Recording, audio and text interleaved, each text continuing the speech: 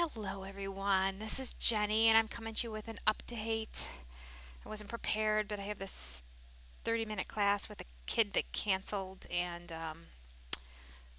I took my cat to the vet hospital yesterday. He's staying there for 5 days. He's in kind of like what they call fatty liver disease from losing too much weight too fast. It's a long story. Anyway, we're just praying that 5 days in the hospital will bring him back. Because we already invested $1,300 in his treatment this past week prior to this 5 days in the hospital. What we do for our pets. So I'm praying that the outcome on a financial basis is worth it, but I'm very sad, obviously, without him being here. And normally, when I'm quiet in between classes, he always comes over next to me, so I can't sit here in the quiet. So I am going to, even though I'm ill prepared, read through this protocol. I usually try to glance through it first, but I'm not going to. I'm just going to read it. I'm going to read it straight to you. And we are going to get our mind off the fact that my cat is all by himself on the weekend in a vet hospital, knowing that there's not 24-hour people there on the weekends. There's not many people at all on the weekends, and we're just praying that he's not in the same room as a barking dog and freaking out all by himself right now. It's killing me.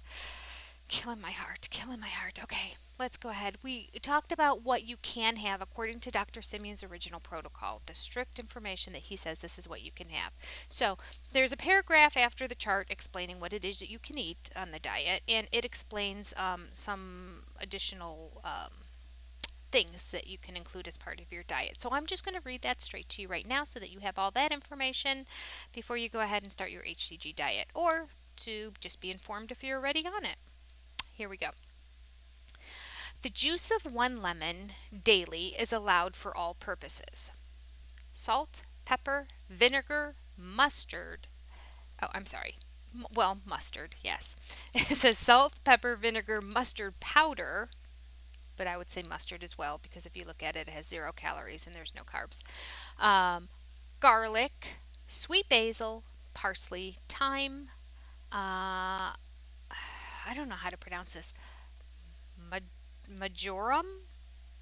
This is a spice I don't use. So majoram, Majoram, majoram, etc. Of course, he put etc. there. So we're basically saying all these dried plants that crumble up that really have no caloric value or no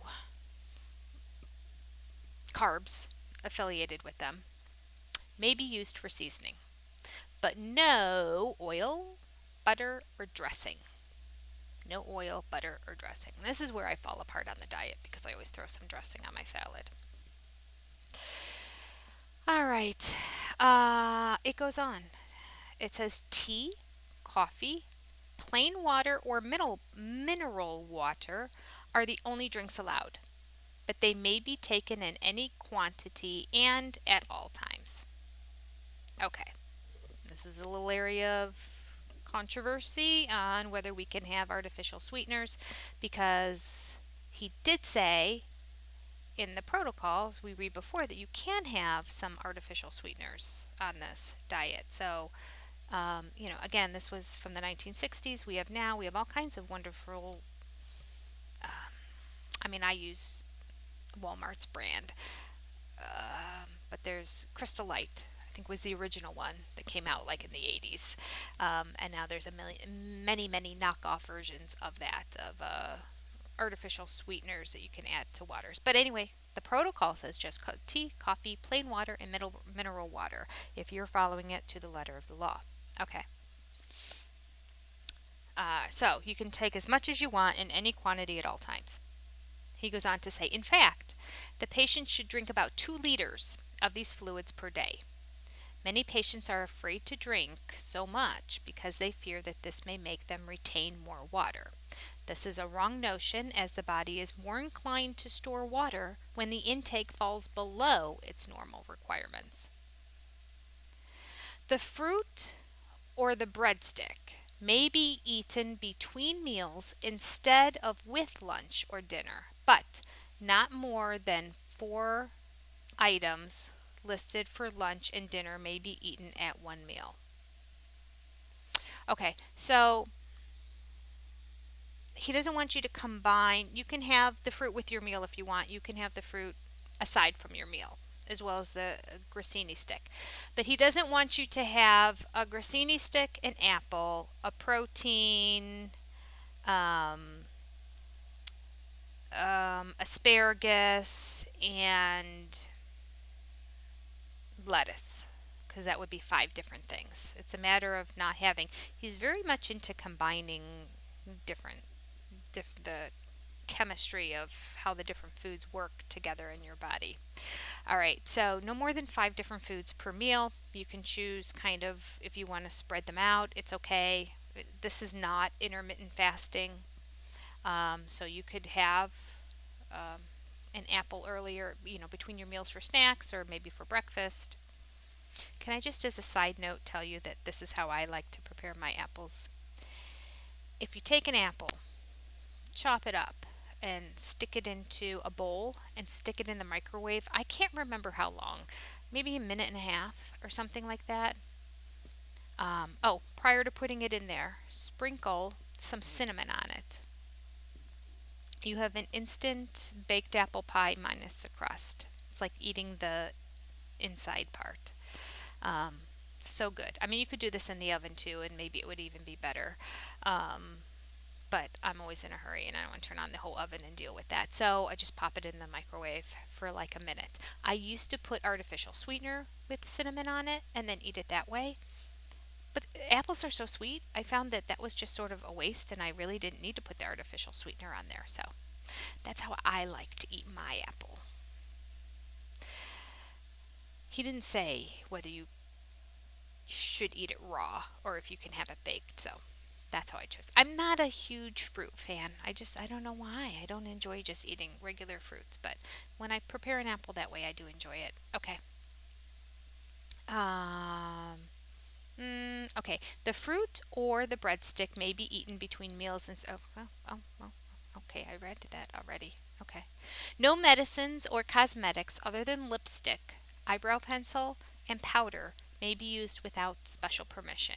Okay, so now this goes to the notion that when we put lotions on our body and oils on our skin, that our skin is a living organ and it soaks in and like literally gets into your system. So any oils that you're putting onto your skin is going to get into your body. Some people have a significant reaction to this and they can see directly on the scale. They will struggle to lose weight if they're lotioning and putting oils on their skin. One gal even told me that just preparing salmon, handling it, and preparing it for the rest of the family affected her scale for the next day or so. Um, so yeah, I guess if you're handling a lot of fatty foods, that putting gloves on as a food prep measure is advisable, and and try to stay away from the lotions and the makeups and the sunscreen and all that stuff that has oils in it. Okay. Again, everyone's different. I have found that they don't really seem to affect me when I go on it. That I'll continue to lose the exact same amount that I was losing before if my food stays the same, whether I use lotions or not. But again, we're just talking about the original protocol here, and this is what it says. Okay, there's a little more that goes on here. And it says every item in the list is gone over carefully, continually stressing the point that no variations other than those listed may be introduced. All things not listed are forbidden, and the patient is assured that nothing permissible has been left out. Rest assured, don't ask us if you can have this because the answer is no. The 100 grams of meat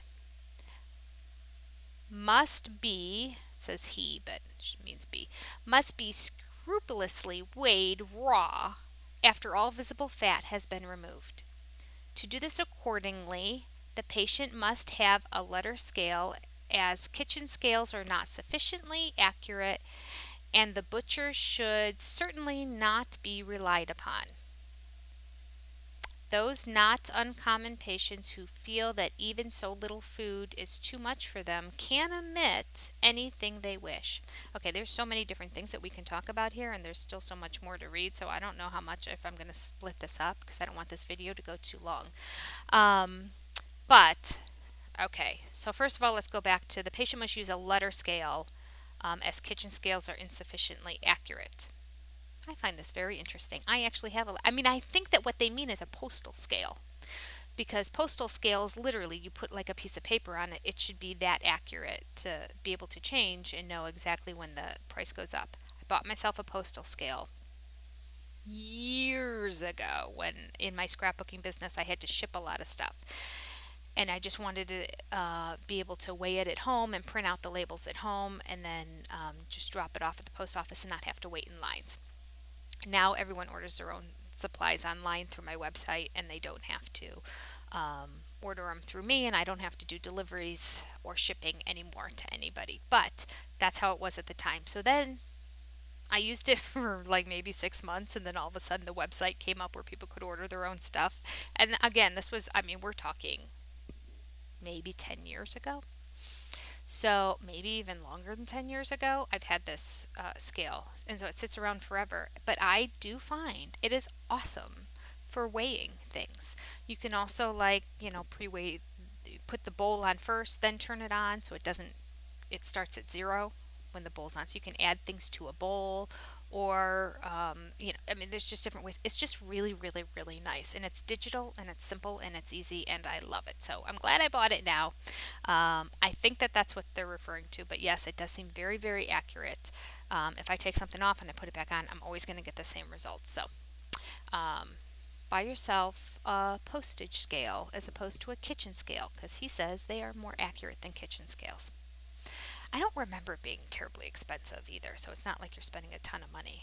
I mean, if it was a ton of money, I wouldn't have bought it, I don't think.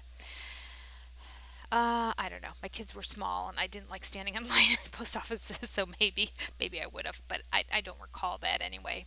All right, so what else did we talk about in this little section here?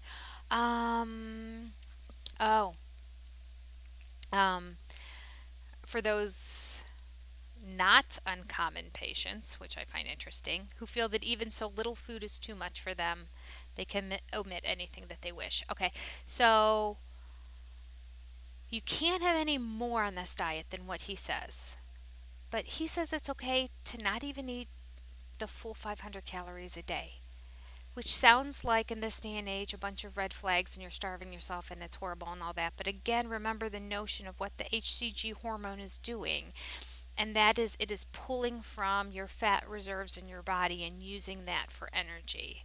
I will tell you 100% that I could go eating less than 500 calories a day when I'm on HCG. I absolutely can.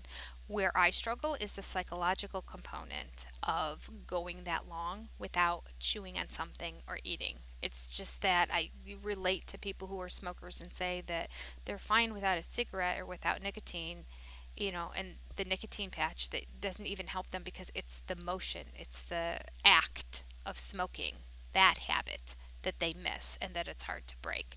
I find that with food too. I love the act of just eating. I love the everything that goes along with it. So going a whole day and not putting anything in your mouth, unless you're extremely busy, and I'm just not anymore in my life because I work from home. I'm around food all the time. I can relax. I can do stuff with my laptop. I can sit on my bed and do work. And like, I don't have a fast paced, go to work, kind of my life is crazy type job. I'd be doing much better on HCG if that were the case. All right. So if you feel like you can't eat the whole, I have read somewhere else, and I don't know, he's not mentioning it right here, so I'm surprised by this, but I have read somewhere else that, and this just makes sense, this is common sense right now in the diet world, but if you're not going to have the full 500 calories and you don't need that much food, certainly the first thing you're going to get rid of is your grissini stick, but the just carbs for no intent purposes other than it gives you something crunchy to chew on. So you get rid of that first, and then you get rid of your apple. which has extra sugar in it, so that you have your vegetable and your protein and the nutrients that are included in that. Also, it is recommended you be taking a multivitamin every day on this diet, no matter what, because you want to make sure you're still getting all the nutrients you need to have as much energy as possible, and to continue your day while your body is eating from its fat reserves. Okay, the more I talk about this, the more I think I need to go back on this diet. I have fat reserves. All right. You know what? I'm going to stop it there because there's a significant amount left, and I know we're going to end up talking. Watch, I'll read it, and it basically says nothing. But anyway, I'm going to start getting ready for my next class, and I don't want to start on a topic and then have a whole bunch to say about it. So there we go. Yeah, I think I'm trying to get in the proper mental headspace, but I feel like it's coming. It's coming. It's coming. Trying to decide if I should. Yeah, I don't know. Next time I talk to you, do not be surprised if I have already loaded and I'm ready in phase two and I'm on the protocol, and I'll be doing it along with you guys, because my own personal journey is not successful. And then yesterday, after dropping off my cat at the vet hospital and coming home, I went straight to comfort food, potatoes, and ate a lot of them.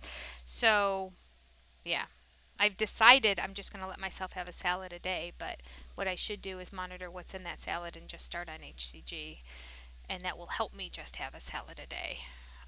Both because it will make me feel more full, as well as psychologically, when I know I'm on HCG, I know that I'm sabotaging myself by eating wrong. So that's not to say that I never cheat on it, because I do, but I am definitely much better than when I'm not on it.